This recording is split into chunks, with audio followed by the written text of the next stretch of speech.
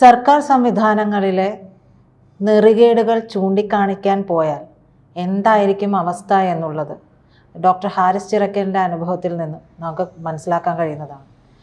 ഇത് ഒരു നല്ല രീതിയല്ല എന്ന് നമുക്ക് പറയാമെങ്കിലും ഇങ്ങനെ പുറത്ത് പറയാൻ ആർജവമുണ്ടായി എന്നുള്ളതാണ് ഡോക്ടർ ഹാരിസ് ചിറക്കലിൻ്റെ ഭാഗത്ത് ഞാൻ കാണുന്ന ഒരു കാര്യം.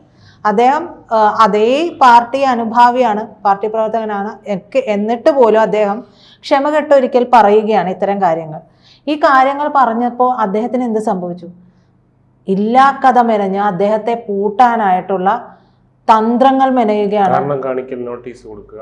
അതെല്ലാം കൊടുക്കുകയാണ്. മോഷണമാണേ. ഒരു നല്ലൊരു ഉദ്യോഗസ്ഥന് നേരെ മോഷണക്കുറ്റമാണ് ആരോപിക്കുന്നത്. അത് വീണ ജോർജിന്റെ കാര്യമല്ലേ പറഞ്ഞത്. മന്ത്രി വീണ ജോർജ് വന്നിട്ട് ഇങ്ങനെ മോഷണം കഴിഞ്ഞ ദിവസം ഇവരെല്ലാം കൂടെ കാണിച്ച ഈ മെഡിക്കൽ കോളേജ് സൂപ്രണ്ടന്റും എല്ലാവരും കൂടെ കാണിച്ച കാര്യം പറഞ്ഞു. അത് അതിലേക്ക് വരാം നമുക്ക്. അതാണ് ഇവരൊക്കെ ഏത് ലെവൽ, അതായത് ഇതാണ് ഞാൻ പറയുന്നത്. അതായത് സത്യം പറയുന്നവർക്കും സത്യത്തിന്റെ കൂടെ നിൽക്കുന്നവർക്കും ധർമ്മത്തിന്റെ കൂടെ നിൽക്കുന്നവർക്കും ഇതായിരിക്കും അനുഭവം എന്ന് ഈ സർക്കാർ കാണിച്ചു കൊടുക്കുന്ന ഒരു പ്രക്രിയയാണ് ഇപ്പോൾ നമ്മളിപ്പോൾ ഈ ഡോക്ടർ ഹാരിസിൻ്റെ ഉദാഹരണത്തിലൂടെ ഇവർ നമുക്ക് കാണിച്ചു തന്നുകൊണ്ടിരിക്കുന്നത്. എപ്പോഴും ജനങ്ങൾക്കൊപ്പം സദാ എന്ന് പ്രഖ്യാപിച്ചുകൊണ്ടിരിക്കും. അങ്ങനെ ഒരു സർക്കാരാണ് ഈ കേരളത്തിൽ വന്നിട്ട് ഇത്തരത്തിലൊരു സത്യസന്ധനായിട്ടുള്ളൊരു ഡോക്ടറിനെ, അതായത് പരോപകാരിയായിട്ടുള്ള ഡോക്ടറിനെ ഇത്തരത്തിൽ നീചമായ ശ്രമങ്ങൾ കൊണ്ട് കൊടുക്കാൻ ശ്രമിക്കുന്നത്. മിനിഞ്ഞാന്ന് അദ്ദേഹത്തിനെതിരെ ഉന്നയിക്കപ്പെട്ട ആരോപണവും ഒരു മുന്നറിയിപ്പായിട്ടാണ്. ഇനി ആരെങ്കിലും ഈ ഒരു സംവിധാനത്തിനെതിരെ ശബ്ദമുയർത്തിയാൽ ഫലം ഇങ്ങനെയാകും എന്നാണ് പറയുന്നത്. അപ്പോൾ വെളിപ്പെടുത്തലിനെ കുറിച്ച് അന്വേഷിച്ച വിദഗ്ധ സമിതിയുടെ റിപ്പോർട്ട് അനുസരിച്ചിട്ടാണ് ഈ നടപടി ഉണ്ടായിരിക്കുന്നത്. അതായത് ഇത്തരത്തിൽ നോട്ടീസ് അയക്കുന്നത് സർക്കാരിൻ്റെ സ്വാഭാവിക ഒരു നടപടിക്രമമാണെങ്കിലും അതിൽ ഒരാളെ കൊടുക്കാനുള്ളൊരു വഴി ഇവർ ശ്രമിക്കുന്നു എന്നുള്ളതാണ് നമ്മൾ അതിനകത്ത് അപലപനീയവും അതിനകത്തൊരു അന്യായവുമായിട്ട് നമുക്ക് അതിനകത്തുള്ള കാണാവുന്ന ഒരു കാര്യം. ഡോക്ടർ ഹാരിസിൻ്റെ കാര്യത്തിൽ അങ്ങനെ സംശയിക്കാനുള്ളൊരു സാഹചര്യം ഇന്നലെ ഉണ്ടായത് എങ്ങനെയാണെന്ന് പറഞ്ഞാൽ, തൻ്റെ മുറി മറ്റൊരു താഴിട്ട് പൂട്ടി എന്ന് യൂറോളജി വിഭാഗം മേധാവിയായിട്ടുള്ള ഡോക്ടർ CH ഹാരിസിൻ്റെ ആരോപണം ഉയർന്നു ഈ ഒരു വാട്സപ്പ് ഗ്രൂപ്പിൽ.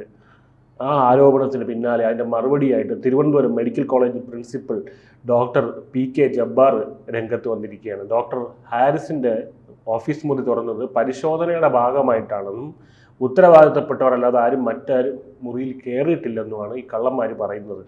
ഇതുകൂടാതെ പരിശോധനയ്ക്കിടെ ഹാരിസിൻ്റെ മുറിയിൽ ചില അസ്വാഭാവികതകൾ കണ്ടു. അസ്വാഭാവികതകൾ, പാരനോർമൽ ആക്ടിവിറ്റി എന്ന് പറയുന്നത്, അതായത് പ്രേതം കയറി എന്നാണ് പറയുന്നത്. അത്തരത്തിൽ അതുപോലത്തെ കാര്യങ്ങൾ അവർ പറയുന്നത്. ഇനി അസ്വാഭാവികതകൾ കണ്ടെത്തി അങ്ങനെയാണ് ഈ PK ജബ്ബാർ വാർത്താ സമ്മേളനത്തിൽ പറയുന്നത്. തന്നെ കൊടുക്കാൻ ശ്രമിക്കുകയാണെന്ന് ഡോക്ടർ ഹാരിസിൻ്റെ ആരോപണത്തിലാണ്. അങ്ങനത്തെ ഒരു ധ്വനിയുള്ള ഒരു ആരോപണമാണ് കഴിഞ്ഞ ദിവസം വാട്സപ്പ് ഗ്രൂപ്പിലിട്ടിരുന്ന. എൻ്റെ മുറി പൂട്ടി, ഇങ്ങനെ താക്കോല് മറ്റൊരു താഴിട്ട് പൂട്ടി എന്ന് പറയുന്നത്. ഡോക്ടർ ഹാരിസിൻ്റെ മുറിയിൽ കയറിയത് ആരെന്ന് തിരിച്ചറിയാൻ CCTV ആണ് ഇപ്പോൾ പരിശോധിക്കുന്നത്. അപ്പം ഈ പത്രസമ്മേളനത്തിൽ പറയുന്നുണ്ട്, ഈ താഴിട്ട് പൂട്ടിയ മുറിയിൽ ഒരാൾ കയറിയിട്ടുണ്ടെന്ന്. ഇവർ അന്വേഷണം നടത്തിക്കൊണ്ടിരിക്കുന്നതിൻ്റെ ഇടയ്ക്ക് ഒരാൾ കയറിയിട്ടുണ്ട്. ആൾ ആരെന്നിപ്പോൾ അന്വേഷിക്കുകയാണ്. ഈ ആൾ ഇനി പറയും. ഇനി അടുത്ത് നമ്മൾ കേൾക്കാൻ പോകുന്നതെന്ന് അറിയാമോ, ഈ ഡോക്ടർ ഹാരിസ് അവധിയിലായിരുന്നു ഈ ദിവസങ്ങളിലൊക്കെ. ഡോക്ടർ ഹാരിസിൻ്റെ മുറിയിൽ കയറിയ ആൾക്ക് ഹാരിസിൻ്റെ രൂപം മനസ്സിലായി, സാധ്യത കൂടുതലാണ്. അങ്ങനെ വരാനുള്ള സാധ്യതയുണ്ട്. അപ്പം യൂറോളജി വിഭാഗത്തിൽ നിന്ന് ഓസിലോസ്കോപ്പ് എന്നുള്ളൊരു ഉപകരണം കാണാതായി എന്ന ഒരു റിപ്പോർട്ടിനെ തുടർന്ന് നടത്തിയ പരിശോധനയിൽ ഡോക്ടർ ഹാരിസിന്റെ മുറിയിലാണെന്ന് കണ്ടെത്തിയെന്നാണ് ഈ പത്രസമ്മേളനത്തിൽ ഈ വിവരം കെട്ടവന്മാർ പറയുന്നത്. വിവരം കെട്ടവന്മാരെന്നല്ല, ഇവർ വിളിക്കേണ്ട വേറെ പേരാണ്. സമീപത്തെ എന്താ പറയുക, പെട്ടിയിൽ ചില ഇതിൻ്റെ ഓസിലോസ്കോപ്പിൻ്റെ പെട്ടിയുടെ അടുത്ത് തന്നെ ചില ബില്ലുകളും ഉണ്ടായിരുന്നു. വാർത്താ സമ്മേളനത്തിൽ പറയുന്നു. കാണാതായ ഉപകരണം അജ്ഞാതൻ കൊണ്ടുവച്ചതെന്നാണ് സംശയം. ആദ്യ പരിശോധനയിൽ കാണാത്ത പെട്ടി, അതായത് 2-ാം തീയതിയാണ് ആദ്യത്തെ പരിശോധന നടത്തുന്ന, അന്നില്ലാത്ത പെട്ടി എന്ന് വന്നു. 3-ാം വട്ടം ഡോക്ടറിൻ്റെ ഇതിൽ എന്താ പറയുക, അതായത് 2-ാമത്തെ പരിശോധനയിൽ, അത് 6-ാം തീയതി നടന്ന 2-ാമത്തെ പരിശോധനയിലാണ് ഈ ബില്ല് വന്നത്. 3-ാം വട്ടം ഡോക്ടർ ഹാരിസിൻ്റെ മുറി പരിശോധിച്ചെന്നും അദ്ദേഹം വെളിപ്പെടുത്തിയിട്ടുണ്ട്. അപ്പോൾ അവിടെ 3-ാമത്തെ ദിവസമാണ് നെഫ്രോസ്കോപ്പ് വന്നത്. ഇങ്ങനെ ഓരോ ദിവസം ഇതാണ് അസ്വാഭാവിക സംഭവങ്ങൾ എന്ന് പറയുന്നത്. അത് ഡോക്ടർ ലീവിലാണ്, ഡോക്ടറിൻ്റെ മുറി താഴിട്ട് പൂട്ടി. പിന്നെ ഇത് ആരാണ് അതിനകത്ത് കൊണ്ടുവയ്ക്കുന്നത്? താഴിട്ട് പൂട്ടിയെങ്കിൽ ഇവരല്ലേ താഴിട്ട് പൂട്ടിയത്, പിന്നെ ആ ഡോക്ടറിന് താക്കോലില്ലല്ലോ. പ്രിൻസിപ്പൽ സൂപ്രണ്ടും ചേർന്നാണ് ഡോക്ടർ ഹാരിസിൻ്റെ മുറി പരിശോധിച്ചത്.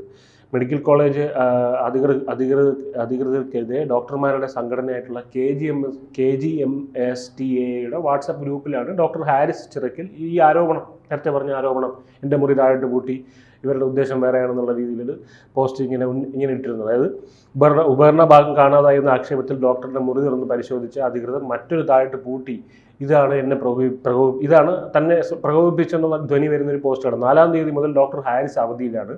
2-ാം തീയതി ആയിരുന്നു ആദ്യത്തെ പരിശോധന.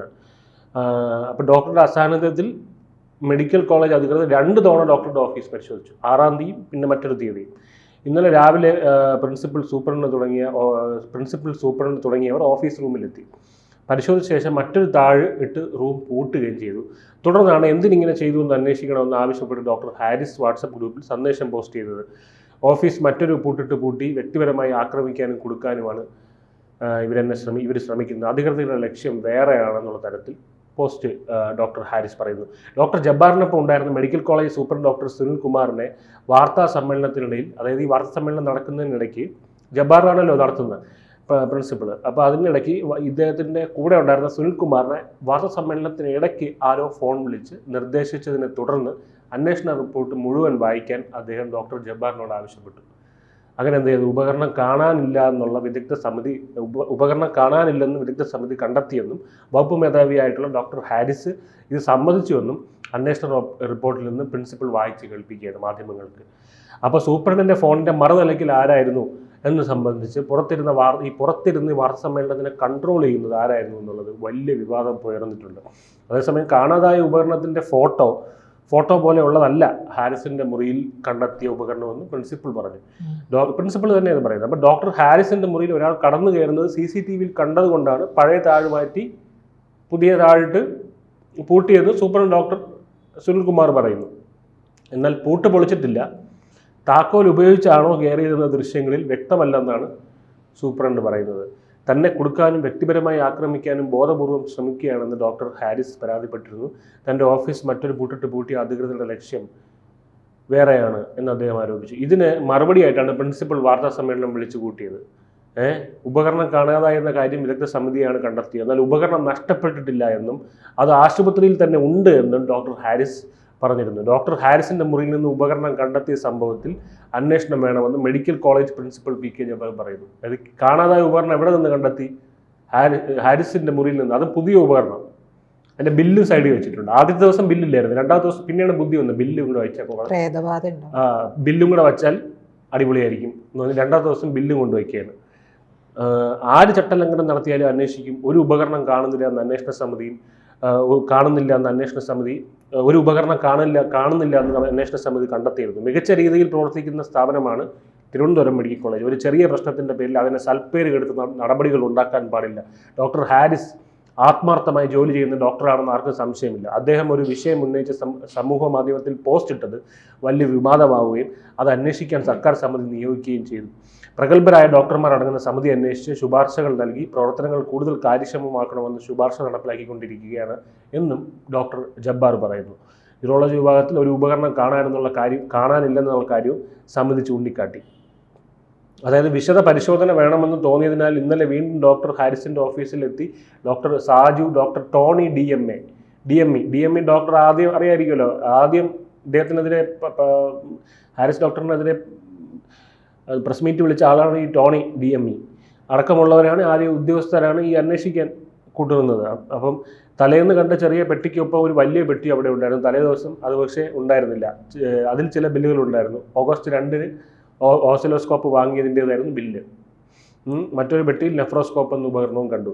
അസ്വാഭാവികത തോന്നിയതിനാൽ കൂടുതൽ പരിശോധന നടത്തി സർക്കാരിന് റിപ്പോർട്ട് നൽകാൻ തീരുമാനിച്ചെന്നും പ്രിൻസിപ്പൽ പറഞ്ഞു. CCTV പരിശോധിച്ചപ്പോൾ ഡോക്ടർ ഹാരിസിൻ്റെ മുറിയിൽ ഒരാൾ കയറുന്നത് കണ്ടെന്നും പ്രിൻസിപ്പൽ പറയുന്നു. മുറി താക്കോൽ ഉപയോഗിച്ചാണോ തുറന്നതെന്ന് CCTV വ്യക്തമല്ല. മുറിയുടെ താക്കോൽ ആർക്കും നൽകിയിട്ടില്ലെന്നും ഡോക്ടർ ടോണി അറിയിച്ചു. അപ്പം ഇതൊക്കെ കൊണ്ട് പറയുന്നത് എന്താണെന്ന് മനസ്സിലാക്കണം. മുറിയുടെ താക്കോൽ ആർക്കും കൊടുത്തിട്ടില്ല. മുറിയിൽ മറ്റൊരാൾ കടന്നു കയറിയതിനെ പറ്റി പോലീസിൽ റിപ്പോർട്ട് ചെയ്തിട്ടില്ല. അക്കാര്യം സർക്കാരിനാണ് റിപ്പോർട്ട് ചെയ്യേണ്ടത്. ഉപകരണം കാണാതായത് 2024 ഏപ്രിലാണ്. അന്ന് ഡോക്ടർ ഹാരിസ് ആയിരുന്നു വകുപ്പ് മേധാവി എന്നും പ്രിൻസിപ്പൽ പറഞ്ഞു. ഇതാരാണ്? ഇത് മുമ്പ് ഇങ്ങനെ പറഞ്ഞത് ആരാണ്? വീണ ജോർജാണ്. CCTV ദൃശ്യങ്ങളെല്ലാം തന്നെ സംശയകരമാണ്. 100ഓളം CCTV ദൃശ്യങ്ങളുണ്ടെന്നും അതെല്ലാം പരിശോധിക്കാനായിട്ട് അതിൻ്റെ സമയമെടുക്കുമെന്നൊക്കെയാണ് പറയുന്നത്.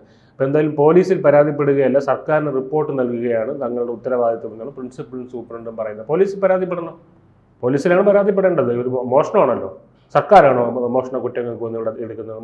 മോഷണത്തിൻ്റെ കേസെടുക്കുന്ന പോലീസല്ലേ, അല്ലാതെ മുഖ്യമന്ത്രിക്കാണോ കൊണ്ട് കൊടുക്കുന്നത്? അപ്പോൾ ഈ ദിവസങ്ങളിൽ ഡോക്ടർ ഹാരിസ് അവധിയിലായിരുന്ന ദിവസങ്ങളിലാണ് ഇത് സംഭവിച്ചത്. അപ്പോൾ അവധിയിൽ പോയത് ഒരു നാടകമായിരിക്കാം, ഇദ്ദേഹം തന്നെയാണ് വന്നത് എന്നൊക്കെ ഉള്ള രീതിയിൽ. അപ്പോൾ ഇങ്ങനെ എന്താ പറയുക, ഇത്തരത്തിൽ എന്ത് തറവേല കാണിച്ചും സത്യവും ധർമ്മവും ത്തിനും കൂട്ടു നിൽക്കുന്ന, അല്ലെങ്കിൽ അതിന് വേണ്ടി പ്രവർത്തിക്കുന്നവർ. അദ്ദേഹം കഴിഞ്ഞ ദിവസം തനിക്ക് കാരണം കാണിക്കൽ നോട്ടീസ് കിട്ടിയതിനെ പറ്റി പറഞ്ഞപ്പോൾ അതിൻ്റെ ശബ്ദമിടറി കണ്ണുനീര് പൊടിഞ്ഞായിരുന്നു. അപ്പോൾ അതിൽ ഇവന്മാർ ഇതുപോലുള്ള ഈ സർക്കാരുണ്ടല്ലോ, ഇവന്മാരുടെ ഈ കാണിച്ച് കൂട്ടുന്ന ഇത്തരത്തിലുള്ള എന്താ പറയുക, ഒരു അങ്ങേയറ്റത്തെ ഈ രോഗികളുടെ എന്താ പറയുക ജീവൻ വെച്ചാണ് ഇവർ ഈ വില പേശുന്നത്. അതിനെ പുറത്ത് കാണിക്കുന്ന ഡോക്ടറിനെയാണ് ഇവിടെ ചെയ്യുന്നത്. അപ്പോൾ ഇവർ പണ്ട് ഈ കമ്മ്യൂണിസ്റ്റുകാർ പണ്ട് എതിർത്തിരുന്ന ഈ ബൂർഷകളെന്നൊക്കെ പറഞ്ഞിട്ടുള്ള ഒരു ഇതിനാണ് അവർ എതിർത്തിരുന്നത്. അതായിരുന്നു അവരുടെ ഈ മുതലാളിത്വം. അതിനേക്കാളൊക്കെ എത്രയോ വലിയ രാക്ഷസന്മാരായിട്ടാണ് ഇവന്മാർ ഇപ്പം മാറിയിരിക്കുന്നതെന്ന് അറിയാമോ?